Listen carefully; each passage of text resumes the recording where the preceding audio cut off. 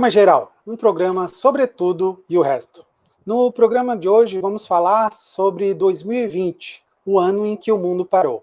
Este programa está sendo gravado no dia 28 de dezembro de 2020 e conta com a presença do historiador Ângelo Belessimo, direto de Lisboa, em Portugal.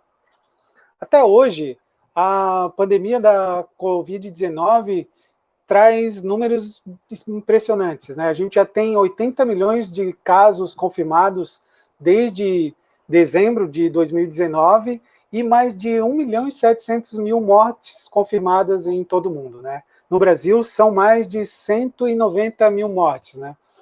Com as mudanças sociais, comportamentais, econômicas aí, e no próprio cotidiano das pessoas, né? Talvez uma avaliação de momento possa sugerir que que o começo do século XXI se dê a partir da pandemia, né? Antes a gente colocava o começo do século XXI com os atentados de 11 de setembro, mas acabou que a história mostrou que talvez eles tenham ficado muito particulares se comparados à pandemia, né? A gente pode ter uma espécie de avaliação, pelo menos nesse momento, de que o século XXI começou agora? Eu não sei dizer se seria o começo do século XXI, porque me parece claro também que a gente não estava, que já faz algum tempo que o século XX acabou nesse sentido, né? Eu acho que eu ia preferir usar o conceito de a última tragédia, no sentido que é a última no sentido da mais recente, né? Porque me parece que o que a gente vai viver daqui para frente, eu acho que ninguém sabe como vai ser exatamente, ou o que vai mudar, mas me parece claro que muita coisa vai mudar. Me parece que a gente vai viver daqui para frente vai sempre ser relacionado a essa pandemia, né? Eu acho que vai marcar a nossa resposta a muita coisa durante muito tempo. Então, não sei se dá para a gente marcar, porque a gente já está em 2020, então já começou há algum tempo, não sei se dá para marcar como a transição, mas me parece claro que a gente não está no mesmo lugar, não está no mesmo mundo que a gente estava em dezembro do ano passado. E durante o desenvolvimento aí da pandemia, né, esse percurso aí que ela fez se espalhando pelo mundo, a gente viu algumas características interessantes do jeito que ela foi dimensionada e administrada pelos países, né? A gente tem um controle ainda bastante grande na China, onde essa pandemia começou, ou pelo menos começou a divulgação dela, né? E a gente teve logo de início uma discussão a respeito de o quão eficazes esses estados que têm um certo controle maior, né, beirando um autoritarismo, teriam formas mais eficazes de controlar a situação em momentos como esse, né? A Europa ficou muito preocupada com isso, ali, principalmente num primeiro momento, porque ela defende essas liberdades individuais como um dos pilares, né, do seu modo de vida, né?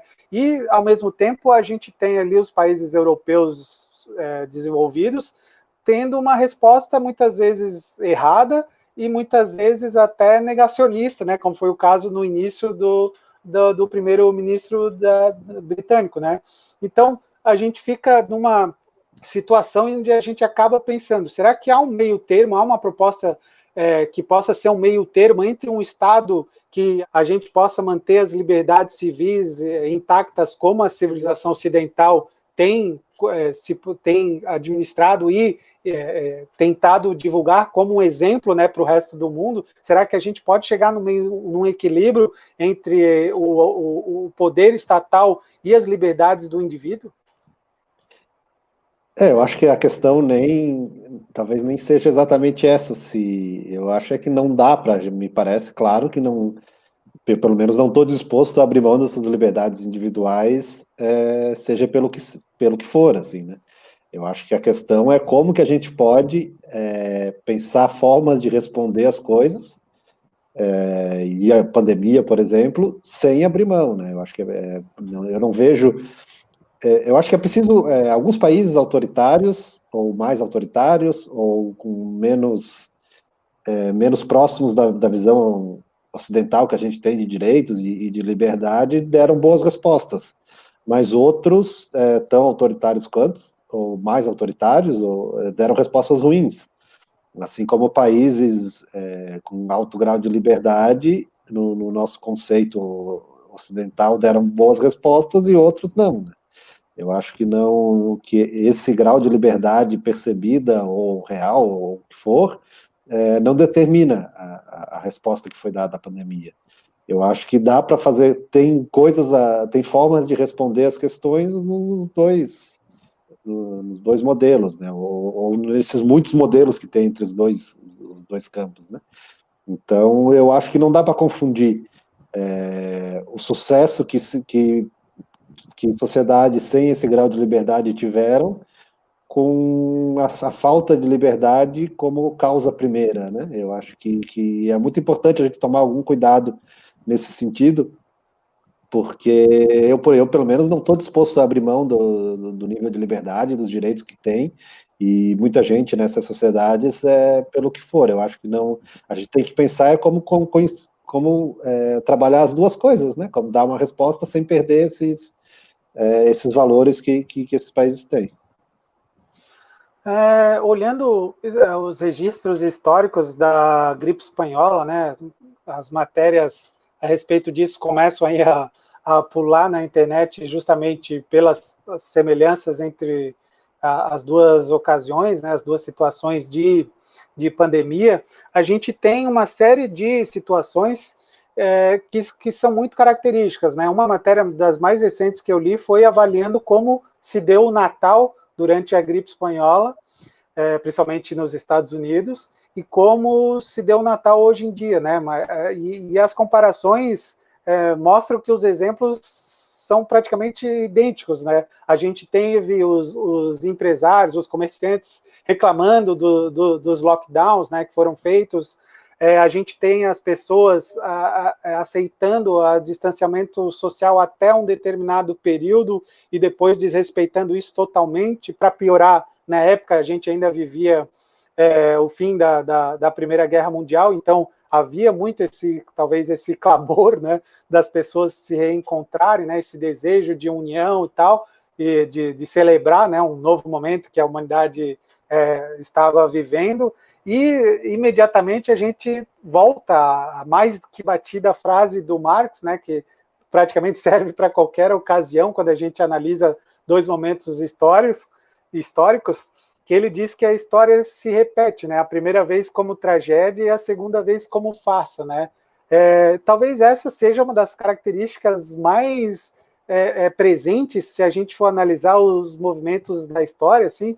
Então, o historiador ele pode identificar que esse contínuo da história ele acaba sendo cíclico na maioria dos seus grandes processos, como, por exemplo, uma calamidade como uma pandemia. Isso é muito presente nas análises da própria história dos historiadores, olhando para a história e como a história se reflete no nosso presente?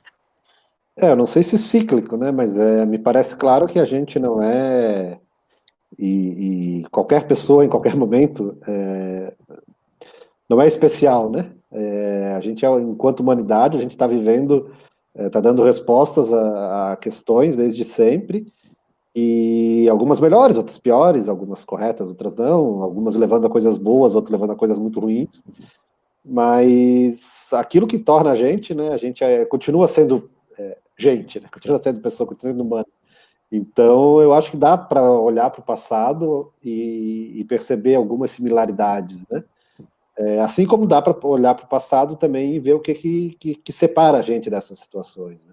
E talvez seja até interessante nesse sentido perceber o quanto se pensou na época da gripe espanhola e depois, olhando aquela pandemia, quanto algumas dificuldades tinham sido criados, pensava-se à época, pela falta de informação ou de possibilidade de divulgar a informação, né?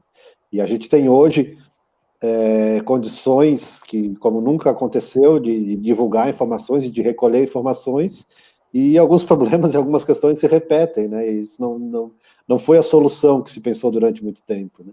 Eu acho que a grande diferença dessa pandemia, e talvez por isso ela seja meio incomparável com outras, justamente o acompanhamento em tempo real que a gente sabe quantas mortes teve em cada país no dia de noite, assim, né? Então a gente, na maioria dos países, pelo menos, países com algum grau de desenvolvimento econômico e tal, tu consegue ter um acompanhamento. Até hoje não se sabe, por exemplo, quanta gente morreu, né, na gripe espanhola, lá no início do século XX. As previsões, as apostas são muito diferentes, né? Então, tu sabe mais ou menos que morreu muita gente, tá, mas tu consegue. Enquanto da Covid, a gente consegue ir acompanhando isso não só no sentido histórico, como no próprio sentido de dar uma resposta, né? O que eu pensava, e muita gente pensava assim, é que isso ia facilitar, né? E ia, de alguma forma, permitir uma resposta muito mais eficaz do que, na realidade, permitiu, né? Na verdade, a gente está tendo, de alguma forma, que enfrentar o problema oposto, né? Como de alguma forma, lidar com esse excesso de informações sobre a pandemia, né? E como tratar e identificar aquelas que são confiáveis do que não é. Então, como trabalhar com essa quantidade de informação. Então, eu acho que sim, tem coisas parecidas, mas ao mesmo tempo tem coisas que separam, né? Tem coisas que tornam também muito diferente. Tem uma análise bastante conhecida do Freud, que ele fala sobre o mal-estar na civilização. E ele diz que é justamente a cultura que causa o mal-estar, né? Quando o ser humano não tinha cultura, ele não tinha essa impressão de que as coisas iam mal, né? Mas nem por isso também ele não é um olhar também pessimista nesse sentido, né? O próprio Freud também dizia que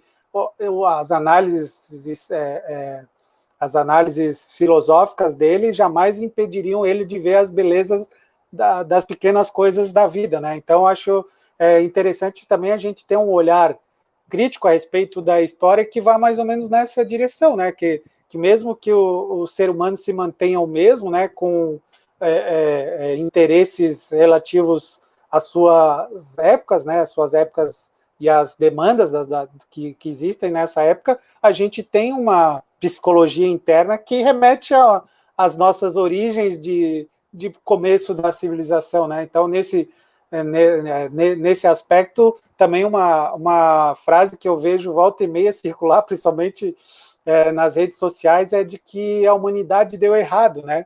Mas me parece um olhar um tanto quanto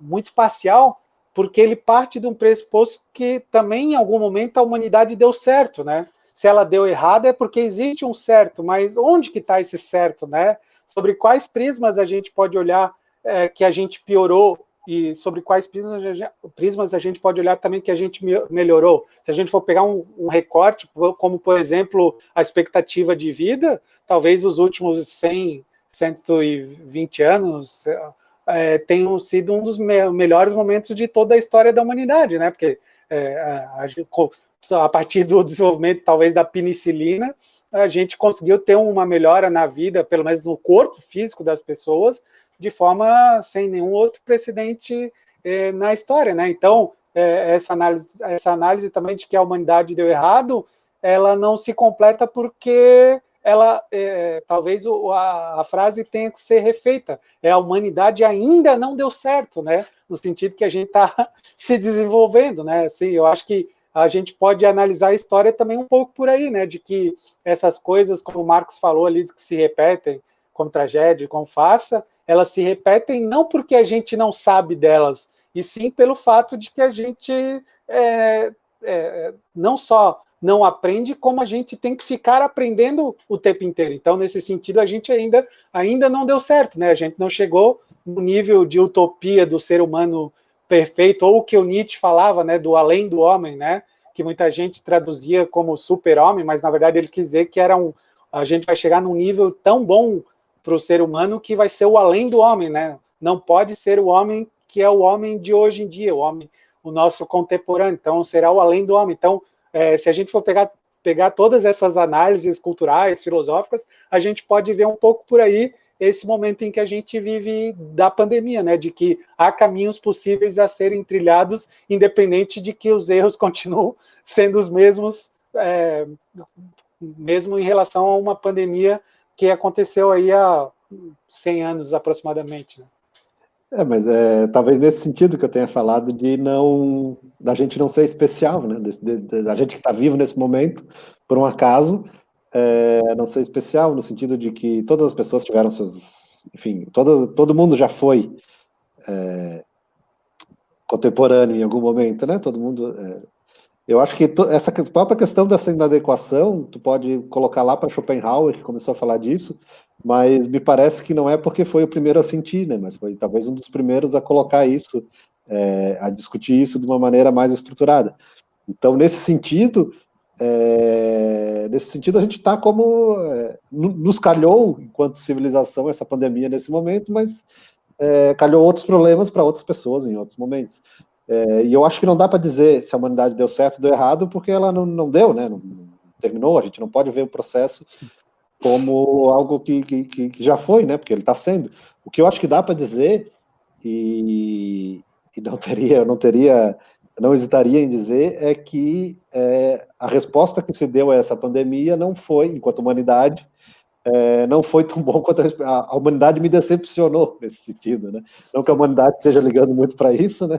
Que isso tire o sono da humanidade, mas eu acho que a gente tem condições, enquanto sociedade, enquanto governo, enquanto país, enquanto pessoa, de dar uma resposta melhor do que a gente deu, né?